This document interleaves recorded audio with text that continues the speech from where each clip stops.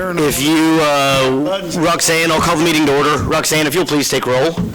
And if we can all please stand for the Pledge of Allegiance. I pledge allegiance to the flag of the United States of America and to the republic for which it stands, one nation, under God, indivisible, with liberty and justice for all. Has council had time to review and approve the agenda? Make a motion that we approve the agenda as set forward. And second. The motion has been made and seconded. All those in favor, please show a voting sign. Opposed? Motion passes. Public comments. Persons who wish to address the City Council regarding items on the agenda may do so as that agenda item is called. Persons who wish to address the City Council regarding items not on the agenda and that are under the jurisdiction of the City Council may do so at this time when called upon by the mayor. Comments on personnel matters, matters pending in the courts, or with other outside tribunals are not permitted. Speakers are limited to 3 minutes. Any presentation is for information purposes only. No action will be taken. Speakers. Miss Donna, hold on. Gotta get the stopwatch going.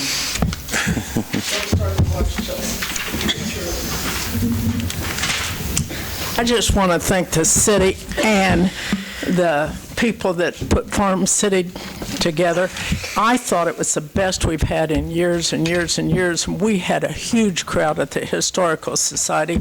People were going into the restaurants. They were doing everything. We had a lot of people really taking care of Iola and coming to it. And I just want to thank all of you for doing it. Thank you. Any other public comments at this time?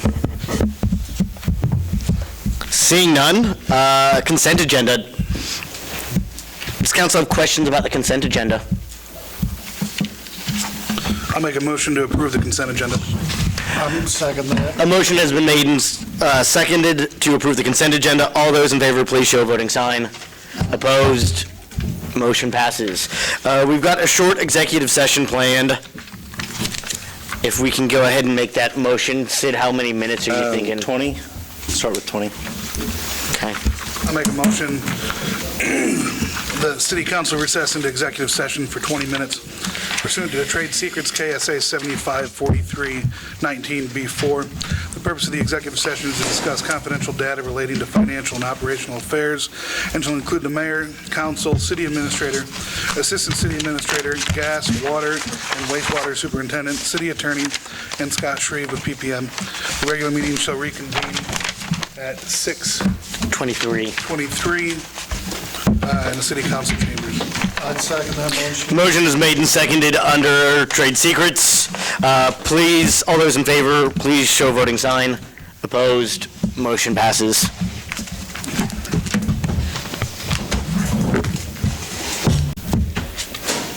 We're missing a couple of people.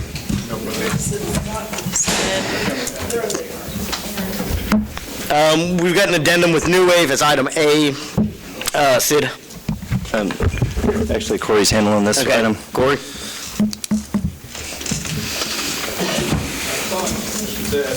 David Lee was going to be here tonight, but he may not have made it back from Kansas City. We were approached by New Wave Communications to include or do an addendum to our contract. They currently have wireless communication towers on, I think, 3 of the 4 towers here in town, and they're trying to serve a more rural area south of town. And since we've acquired the rural water district, we have a small tower south of town, and they'd like to include that in the agreement.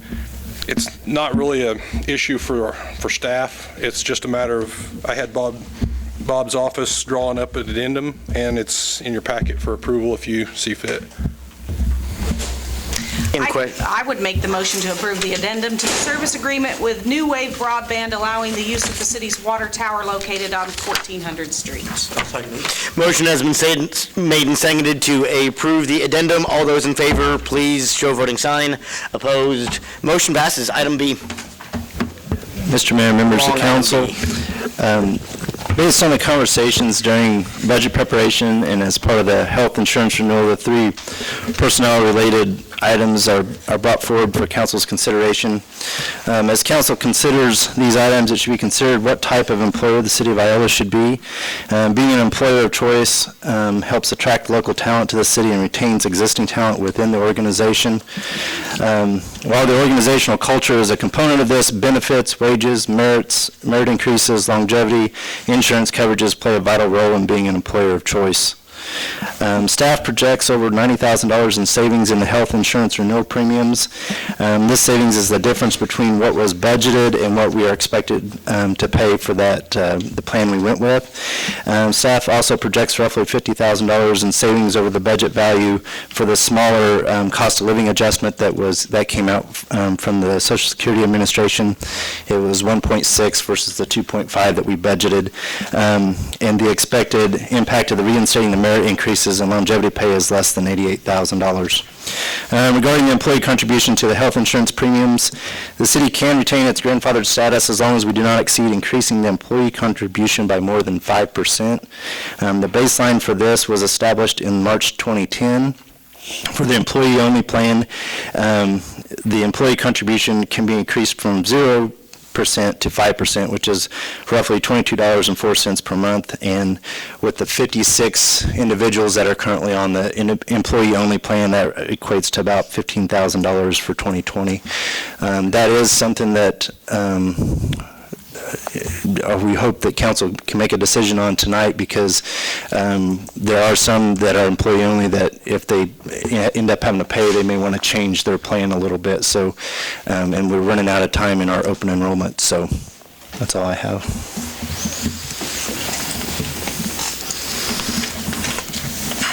Who wants to kick us off? What was the figure of savings on the COLA difference, the 1.6 to 2.5? What was the dollar figure on that? 48,477, it looks like. Yeah. Sorry, I'm having to look at this on my phone. Oh, 48,477? Mm-hmm.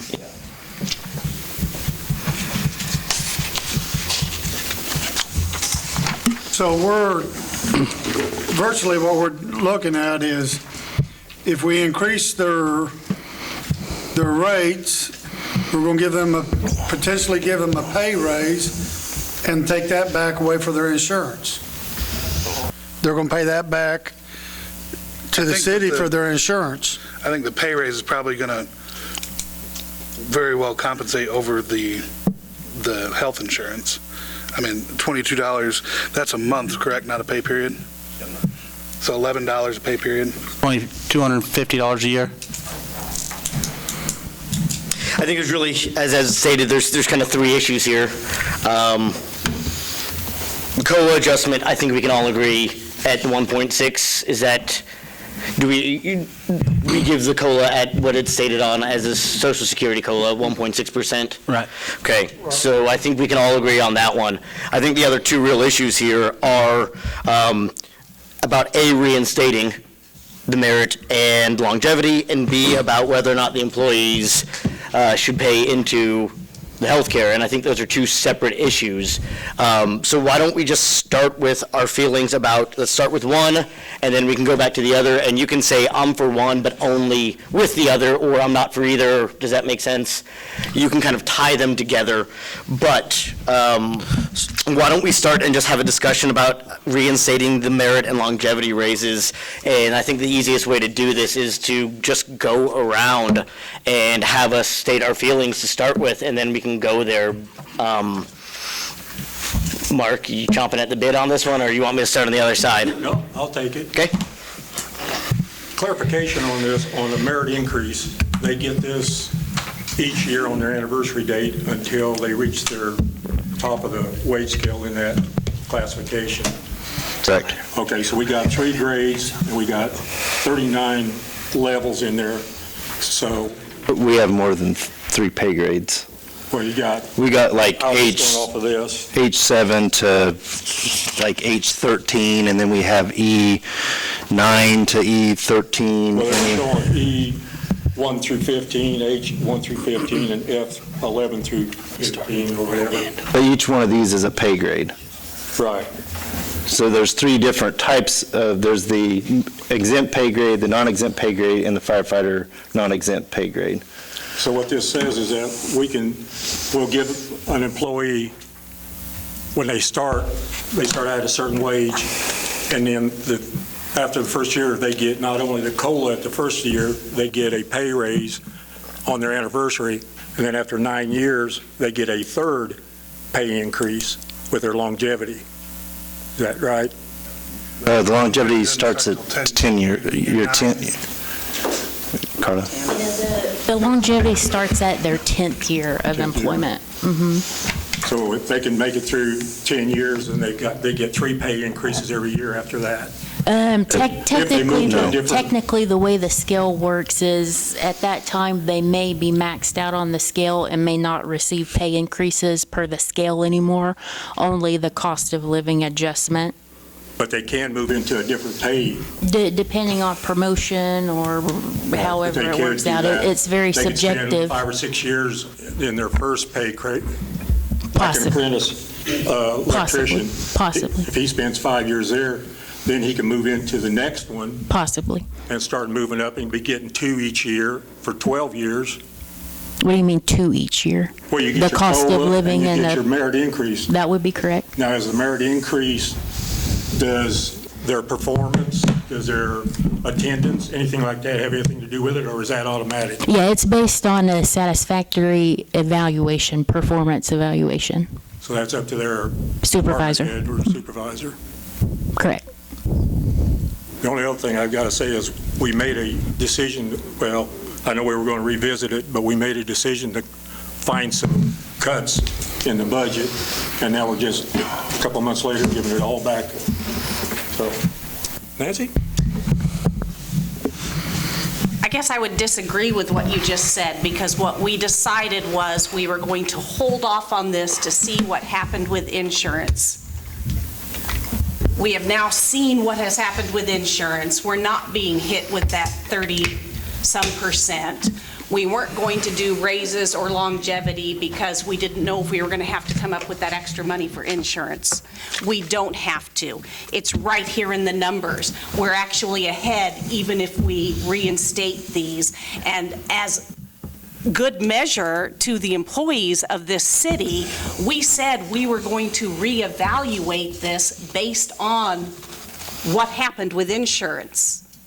So now we're reevaluating it, and we have the money to reinstate both of those items without any, real hardship on the city.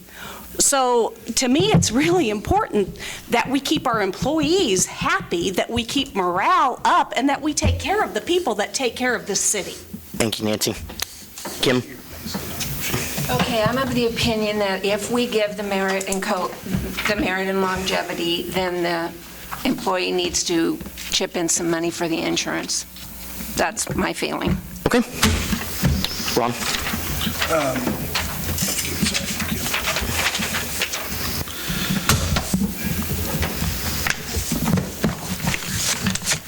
Carla, what's the average percentage pay increase, do you know, right offhand through the steps? I couldn't. Across the top there. Thank you. I apologize. I couldn't tell you an average. It's just sectioned out per percentage per step. So, we did talk about that we would revisit the pay raises and longevity. And I felt like we were kind of put into a corner when we were going over the budget, and these were the items that were given to us. That being said, I don't think that it's right that we punish our employees for us not being able to balance the budget for this year, for the year before that. I do think that single employees need to contribute just as families do. When we're talking about COLA, off of a $35,000 salary, this year the COLA increase is $560. So now we're talking about $250 a year that they would be contributing, and that doesn't include their steps for the pay. So I would be willing for reinstating longevity and raises as long as we have the singles contribute. The $15,000, that's a lot of money a year that we can save. I think I'm in agreement here whenever we note, we're still saving about $60,000 or 50-something thousand dollars from our budget by reinstating these, and that's 55,000. And with the goal savings, I think as a council, we really need to start having a discussion of what's our target. We've been in the past said keep the mill levy flat, and we've kept the mill levy flat. Is our goal to lower the mill levy? What's the real goal? And I don't think we're giving ourselves or staff, and I don't think we've set that vision, and I think that's part of the confusion.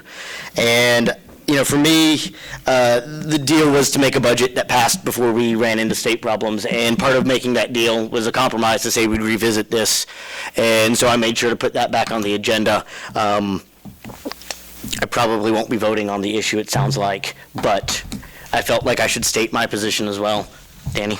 I'm on board. I think I'll make this short and sweet. I'm for the merit increases, the longevity pay, the COLA. I think we found our money, like Nancy.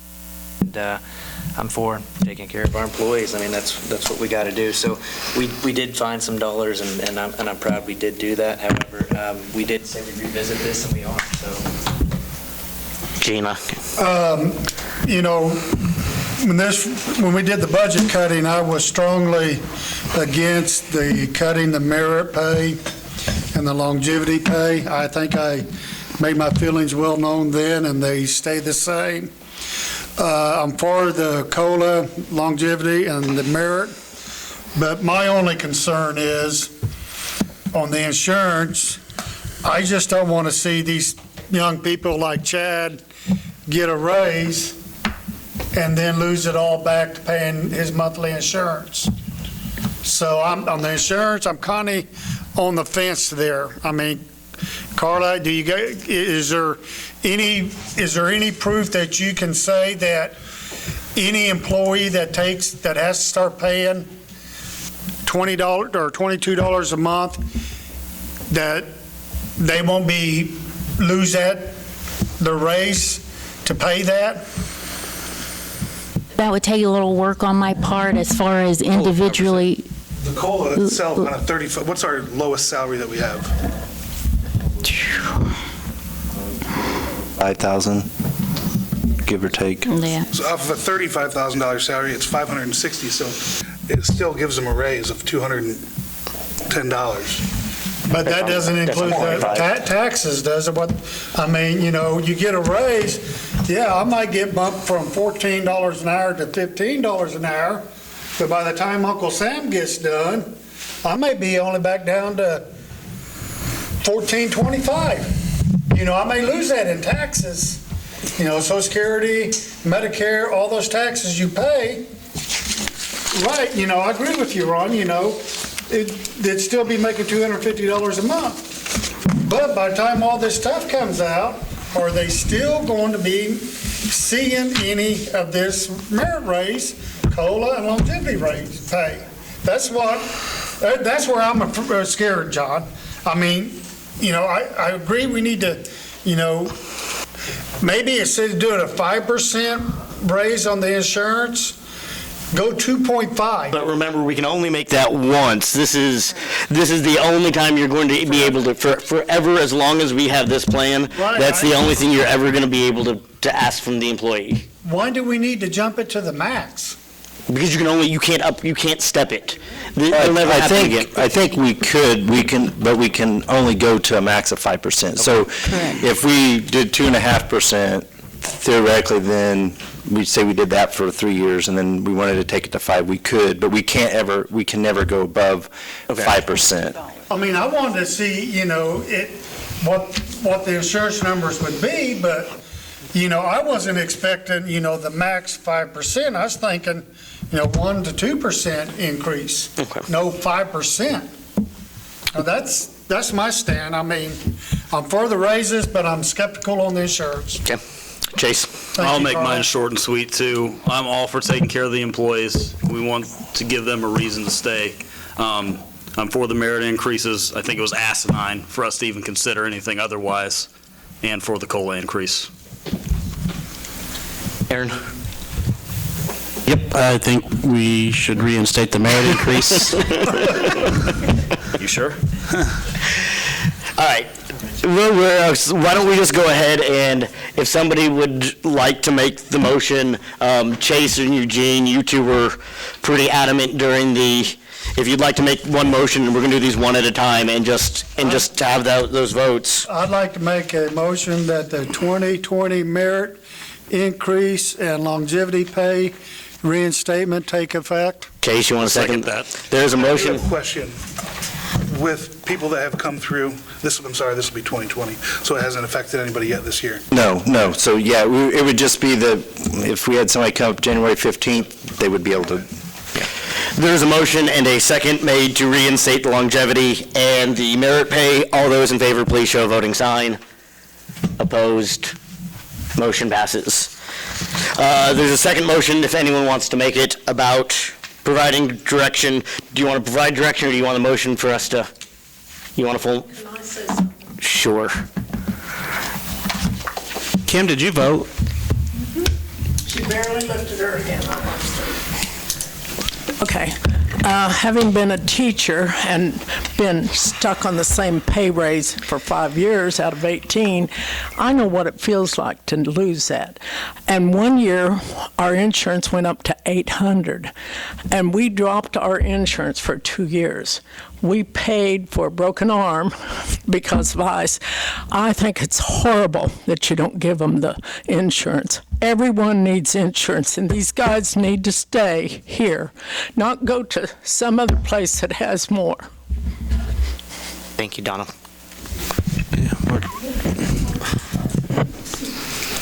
The families pay $250 a month, right? Yes. And we're asking individuals to pay $22. You want to make the motion? I think we've had the discussion over the last couple of weeks, and I feel like everyone's kind of said their piece. I think it's the only fair thing to do. It's not fair for the families that have to pay, but the singles to not have to pay. That's my opinion. I'll make a motion that we increase the singles insurance 5% to a maximum of 5%. To the maximum of 5%. Second. There's a motion and a second. All those in favor, please show a voting sign. Opposed? Motion passes. One more. Somebody want to give me a COLA? I'll make a motion to approve the COLA of 1.6%. I'd second that motion. There's a motion and a second. All those in favor, please show a voting sign to approve the COLA. Opposed? Motion passes. Item C. Found common ground. Okay, yeah. I was just, Item C. So we found common ground. okay. Electric lineman. This one could be interesting.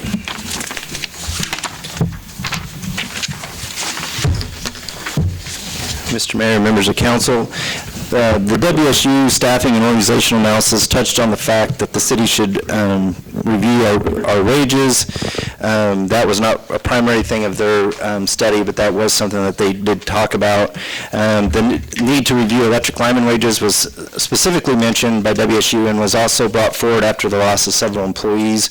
With this in mind, senior staff within electric distribution led the research on the wages for electric linemen.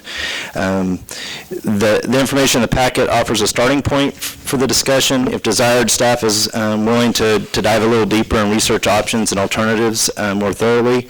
As stated in the packet, knowing the existing wage study is 5 years old, with the data likely even older, it is probably a good time to review all wages citywide. The discussion for the electric lineman position should also consider how the conversation fits into the conversation on a citywide discussion, knowing that the impacts of adjusting one position's pay can have a ripple effect through the organization. I can't stress this enough, especially when we talked about morale. If we're just going to look at one, you're going to maybe help the morale there, but you're going to kill morale in every other place. So I'm not going to discount that we need to look at the wages for the electric linemen, but we really need to look at it citywide, organization-wide. Electric Distribution Superintendent Jim Baker and Assistant Electric Distribution Superintendent Jed Rice and And Human Resources Manager Carla Brown are also here in attendance and available for questions. Jimmy, can I ask you one question so to kind of get a clarification right off the bat? Can you explain to the council the difference between an appreciative lineman and a journey lineman is, so we'll have a better understanding? Apprentice lineman, excuse me, but last two young kids that we have hired come out of a Votech line school at Coffeyville, which is a Pratt Votech. And in that, down there, they teach them how to climb, maybe frame some poles, but there is no hot work whatsoever. So then there's an apprenticeship program that runs up for 4 years, and the city of Iola tries to provide that. And each year they go through this, and we try to keep bringing them up. By the time they get to their 4 year, they are working hot primary. There's quite a difference between working secondary services to houses of 110, 220 volt compared to working high voltage, 2400 and 7200, gloving that stuff. So the program, as they go through the books and as we teach them, they have to have around 6,000 hours before they are declared as a lineman and can be put out there to do all the high line work on their own. Okay, thank you. Part of the reason we are here is I've lost 3 linemen in 3 months, and that's pretty tough. Now, I got nothing against the young guys and anything and starting over completely green, but you got to also have linemen there that can teach these guys. And definitely is the pay is why they're leaving. And I mean, I've even got it on exiting reports and everything else. They didn't leave us because they didn't like the city. They left us because of the pay. And we've tried to do a lot of research, has spent a lot of time going through towns, and Carla Brown has helped us put it together, and we've worked with Sid, and so we tried to come up with this, hopefully, and I do understand there is the other departments do need to be looked into. I mean, we're not up here just saying we're the only department that deserves it, but we need to keep some linemen because our town could get in trouble if we don't have linemen. If we have to reach out to mutual aid, it's going to cost us a lot more than paying your own linemen. When you bring people in from other towns, you pay their top dollar wages compared to what we're paying, their equipment. And though we don't use them a lot, but it is there. So we need to be able to get some linemen built back up in Iola. They want to be here and keep them in Iola. Research on all the towns where you dug it up. Yeah, I was kind of approached by our guys to look into this because they were starting to look around for other jobs and for the pay. And so, make sure you're speaking into that mic for me. So I contacted, I think, 17 towns, and 13 of them got back to me on pay scales. And we picked 9 that were closest to Iola, and that's, I think, what you're looking at in front of you there. How long is each, so we go the apprentice, journeyman, assistant lineman, line supervisor, how long are we staying in each category? Well, to move to a journeyman, it's got to be 4 to 5 years to make a journeyman. That's what you're after. And that's starting from zero experience. Right, What? Would you? That's what they're doing, excuse me. They're staying with Iola until they get that apprenticeship card. And then the wages don't match, and they take off. Would you be, what is your opinion? I know if we send, correct me if I'm wrong, Sid, if we send someone to EMT paramedic school, they sign a contract for so many years to work for the city? It's not necessarily us sending them. That is based on us covering, we allow them time to go to the class is what we're doing. Right. And that we do contract with them for a period of 3 years to cover that, get a 3-year commitment from them to cover that time that we allow them to go to the class. I know Jim and we kind of talked, and I guess what I've got from that, we're not really sure that fits well, but I guess you can That's what I was going to ask there, Jim. I want Your to opinion on I want to elaborate a little bit on that because I have some strong feelings toward that. I understand the concept of having an agreement with the employees per their apprenticeship program. However, the program that we have in place, we have the capability to be reimbursed funds by the state. So we can't necessarily say that new employee A, it's going to cost a flat $2,000. We may be reimbursed that whole $2,000. It's dependent on the funding per the state. So for example, I'll use Jed for an example. His total cost for the apprenticeship program was $2,000, but we received $1,000 of that back. So in my mind, it's a little difficult to come to an agreement with an employee when we may get reimbursed some of that funding. Correct me if I'm wrong. Correct me if I'm wrong on all of those kind of contracts, is that they're pretty difficult to enforce one way or the other across all of those departments, kind of blood from a turnip unless you're getting into a bunch of lawsuits. Is that about right, Sid? Well, I guess that's more of a legal question. I mean, I think Bob Johnson has looked at that contract that we have. Now, push come to shove, I don't know what that would end up being like. But Well, my follow-up to my first statement was, say that you hired Vince Coons off the street tomorrow to be electrician. I'm just using you, Vince. And you say, okay, there's this journeyman or lineman school in, Coffeyville and Beloit or Pratt. Okay, and say, we're going to send you to this school, but then once you complete this school, we want you to sign a contract where you're going to stay with the city for X amount of years. That's what I'm getting at there. If we hire a new hire off the streets, would that help speed up your process of training them to get them up to full speed versus the 4 years Vince walking off the street with no schooling? No, I have nothing against the line schools and all that. I really don't, Gene, but if we send him to that school, we won't have him. And in them schoolyards, they don't do any hot work. It's all simulated. And so they need the hands-on training from us and see the real life of what it is. And that's why, we don't just take like one of them young guys I just hired. I wouldn't dare put him up into that high voltage right now. I wouldn't want it. He's never seen even a line fuse blow.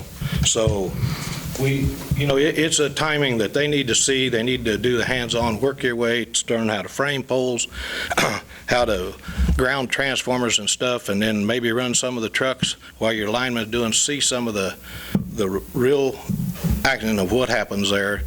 And he needs to be with us.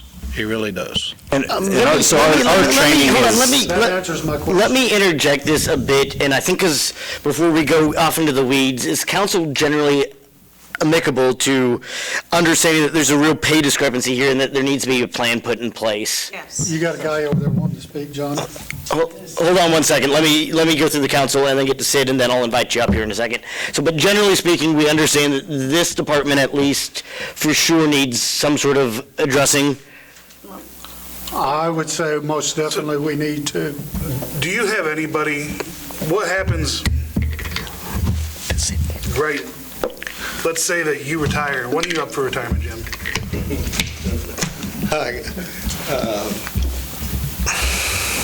If I make it 65, I have 5 years left. And so we're taking 5 years to get through this program. 4 to 5 years to get the apprentice up. And if we drag this out, what happens if we don't have apprentice linemen? And that's when you'll have to, if you don't have linemen, you'll have to reach out, for linemen and contractors and stuff like that. Like I did ask for that contractor. They finished up today over to have a lot of the equipment or the amount of guys to do it in the amount of time that we needed to do it in. But most of the time, our storms, we're capable. We have a storm now, I can't just send a crew over here and a crew over there and a crew over there to try to keep up. I pretty well got to be with that crew.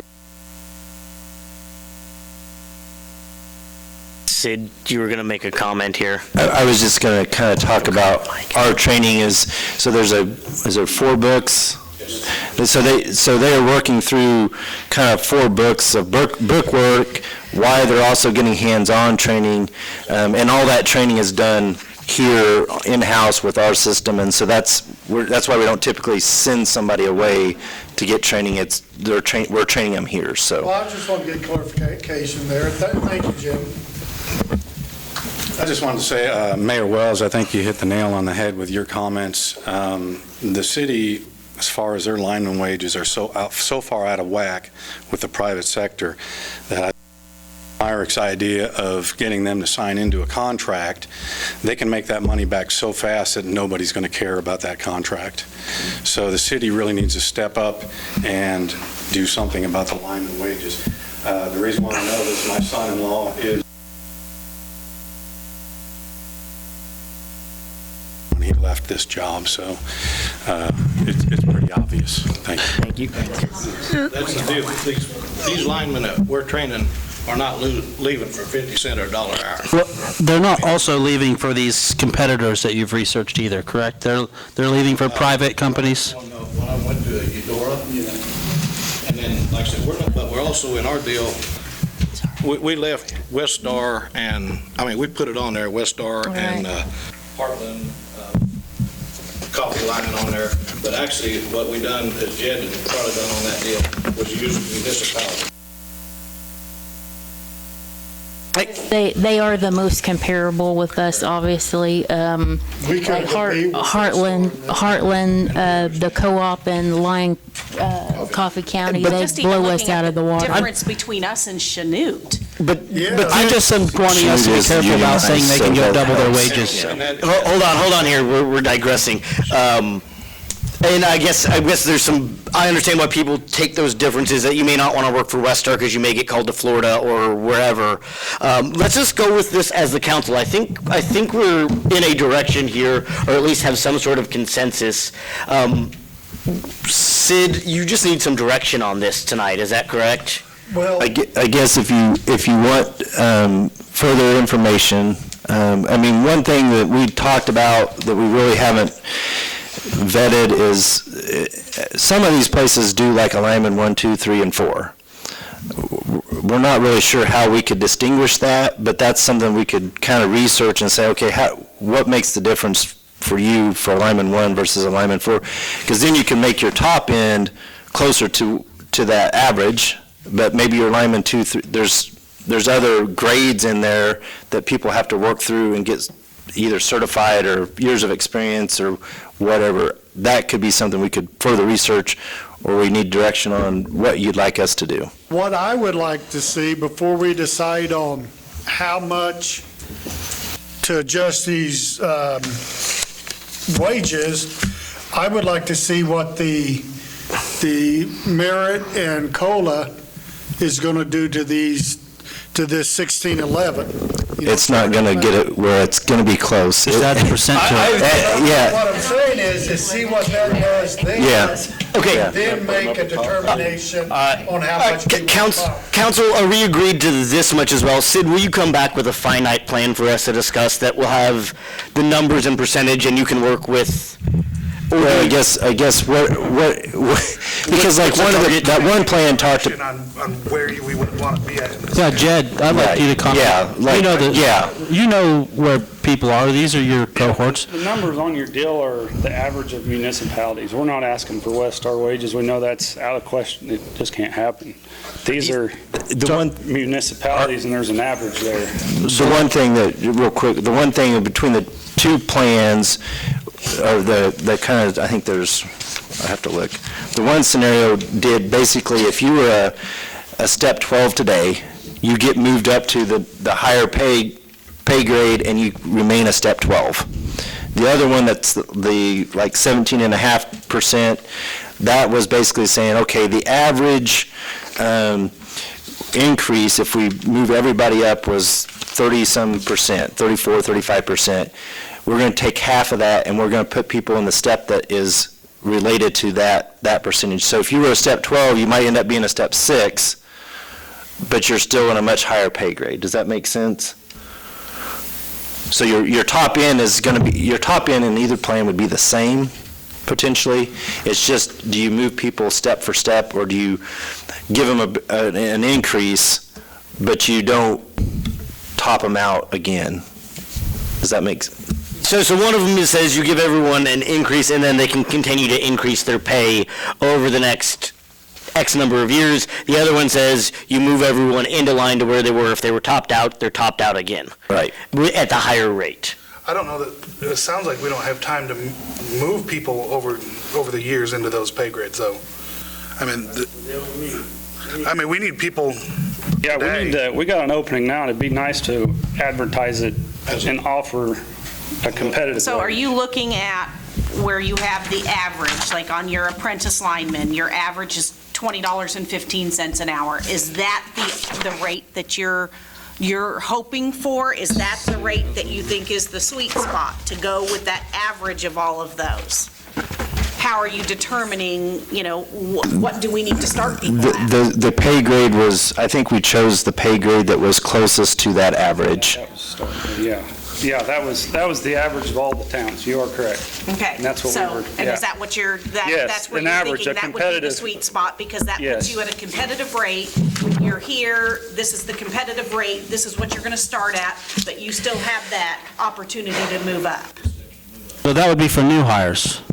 That would be for new. What about the staff that's been there like yourself? How will this impact your? Talking about whether we move it. How many staff do we have for electric that's going to be affected? We went through the apprentice program, so there was 4 years, and in the 5th year, then you just started, he was in alignment.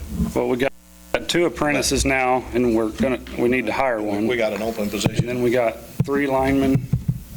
That's counting himself. And one of our linemen is on the service truck, so he's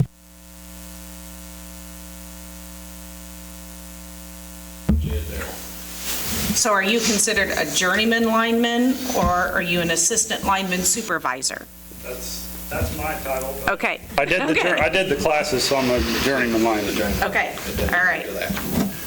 So it would be, would it be wherever your position is right now, whatever your step is right now, a lateral move over to that same exact step, still giving you room to increase, but now instead of being at, the step that you were at whatever, however much money an hour, 17, whatever an hour, you would laterally move to what the new step is, and then still have your room to grow. Is that what we're talking about? This is basically raising all the floors on the existing levels, right? So Is council fine with that program? And would that affect your two apprentices too? it would be everybody It would be across the everybody. board. Everybody across the board would be at a new level, still at their same step, but at the level of that step where it's Under the new right. Under the new formula. Right. Step for step, Step what I would for call. step. Did they share, did you ask like what the retention is at those other cities too, to see if they're having any of the same issues, even at the top? I talked to, his name was Mike Shook, he's from Coffeyville, he's a super cool guy.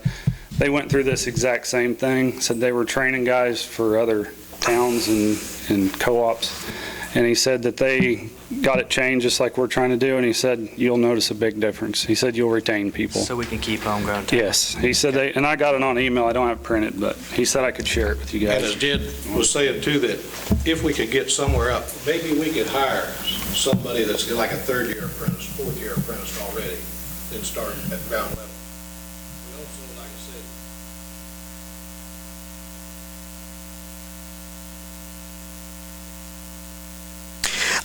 It sounds like the council is willing to do a step for step. Sid, if you'll come back with that plan in the next 2 weeks, to give you guys a formal motion in there. Yeah, and I guess that would be the other question from council. Is there a commitment to review all wages? Or, because I think there's a need here, but I think we owe it to our employees to look at all of them. It wouldn't be again. fair. I mean, like I said, it is definitely needed here, but it wouldn't be fair just to Right, and do there this are other department. departments When's that the I last know time? hasn't Absolutely. When's the last time we had that wage study done? Yeah, 2014, I think it was I dated. don't think we need a full wage study on it, that a lot of this can be done No. in-house, Yeah. because we had that big one. All right, I agree with you, but we need to, I would say that we almost do this, Sid, would you like, I think we do need to start looking at some of the other departments, though, and maybe you can come up with a plan to come back and say, we're going to look at these 4, these 5, in these. Based on maybe departments that have the most issues hiring and retaining. I mean, obviously, that's probably a lot of it. When you are having issues hiring because you're not a competitive wage, and you're having issues retaining because you don't. I would also look into highly trained, I would look into the training and skill levels that are needed on them as well. Qualified personnel. Yeah, I agree. Not to look at this thing in a vacuum, we also have to look at the position on its own merit. What is this going to do to your personnel budget? If you go step for step, that's estimated about $70,000. Is that with losing those personnel that are probably, well, I guess they're not going to be higher. It is basically with what we would, I think that difference was between what we have current staff that we have and estimating a price or a wage for the vacancy, and then moving everybody step for step. So at full staff, what will this do to the personnel budget for the electric distribution? Estimating that $70,000. That's once they get, because you're short one lineman, so once he comes back, that 70,000. Yeah, we've got that, we've got a vacant, we basically have everybody's names listed, and then we have, vacant position, and we got a salary in there for them. And I think that includes estimates for personnel expenses like FICA and Social Security and insurance and all that. I guess it doesn't have for employee-only changes, but. The electric department generates how much revenue? It's about a $9 million budget, depending on, but depending on what the expenses are, that determines what your net profit is, but. It is one of our more profitable, that we need to make sure that electricity is flowing to gas, to gates, to Russell Stovers, to our houses, and make sure that we have the qualified people to do it, because it's a dangerous job, and you all do great work too. I've heard people that lose power at 3 in the morning and it's back on by 4. And if we don't have that crew, they're not coming out in a big ice storm when we lose 20, 30, 40% of our lines. They're going to fix their hometowns first. I got one question before you go, Jimmy. Why wasn't that power outage east of Iola announced beforehand?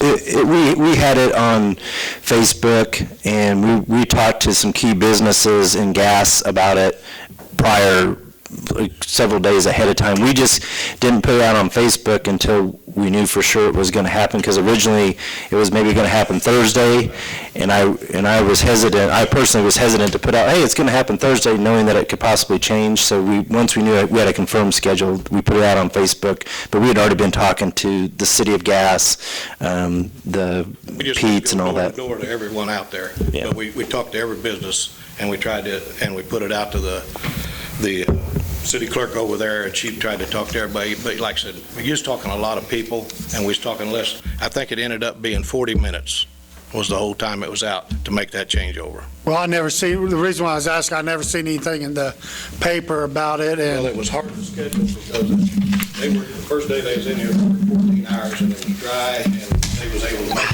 progress on what we anticipated. And I didn't feel that we should keep them a whole day just for a 40-minute outage. I just didn't think that's quite right.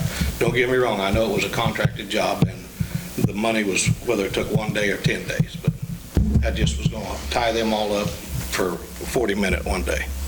Okay, I was just wondering. Thank you. Anything else on this? Council and Administrator reports. Ron? Thank you, guys. Thank you, Jim.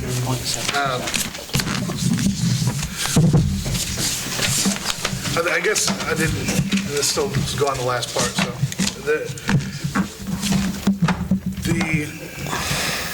I want the employees to know that even though the electric department has come in here looking for raises, there was obviously a significant need for that. They generate the majority of our funds, and without them, we'd be in a really bad spot. I'm not saying that we don't need to look at everybody's wages, because we do, but we are going to have to be cognizant of our budget and everything else that's going on in the city. There's no way that we can go through and give everybody in the city an 18% raise. That's all that I have for that. Kim? Nothing, just reiterate what he said. We have to, we have to watch the budget. That's... Nancy? I want to thank the city again for Farm City Days. I know that it's a lot of work, and I know the city puts in a lot of work and a lot of volunteer man hours, and also all of the people that volunteer to make that event happen. Kiwanis had a great showing at the car show. We had 71 paid entrants at the car show this year, which was really great. We use that as a fundraiser so that we can help with different events for kids throughout the year and help, provide different supplies for the teachers and stuff like that. So that's really nice, and I think it's great to see a community come together and have an event like that and allow other people and entities and groups to raise money during that. So I know it's a very thankless job, Aaron, and thank you for all you do for Farm City Days. So Just a very small your part. whole group and everybody. I just think it's a great thing, and I'll pass that on. want to thank everybody for their help on that. And thank you for the KU ball. Aaron? My ball. Mark said nothing. You're up. Just to reiterate, I think the city employees are the overlooked asset when it comes to putting on festivals like Farm City Days and even in the fair and the other things that we do, because they're the infrastructure to it. So I'd just say thanks for that. I have nothing. Gene? Well, I just want to let all the other departments know that we will be formulating a plan and looking into this pay issue with their other departments too, as soon as we get something worked up. That's all I got right now. Okay. I just want to reiterate what Ron said. Thank the city for everything they did for Farm City Days, the committee for keeping that alive. I'm very impressed with it, and it's a very big deal for us, so thank you, guys. Kind of the same here. Don't expect anything quick. Don't expect us to move quick on any of this. Whenever it comes to studies, we take our time and we do our due diligence. But again, it's if you are majorly out of line, and we could see clearly here on the electric department that there was a major significant problem there. Reiterate, thank you, Farm City Days. Thanks to that committee. Thanks to the city. Friendly reminder, as it gets darker, kids are still outside playing, and they're not realizing that it's getting darker earlier. Keep an eye out, particularly around the schools and the crosswalks in the parks. Other than that, Sid? The only thing I have is this Thursday is the family picnic employee for the city. It's going to be at the recreation building, so if council is free, they can come. We're having pizza and ice cream. Yep. What time is it? Sign-in is at 5. Your eat at 5:30, so you're more than welcome to come. With the rec building, they had a little issue with the transition piece. It's supposed to go through the epoxy, between the epoxy and the new floor. I think the floor guy didn't think that the epoxy guys were as good as they were, and so he told them to leave a little bigger gap, and they did exactly what they were supposed to do, but his transition piece wasn't as big as it was supposed to be, so I think he's got another piece ordered, so that'll be hopefully in by the end of the month, and so then that whole flooring will be the way it's supposed to be. So anyway, you can check, you'll be able to see it tomorrow night if you come to the Thursday night, sorry, if you come to the pizza party. That's all I got.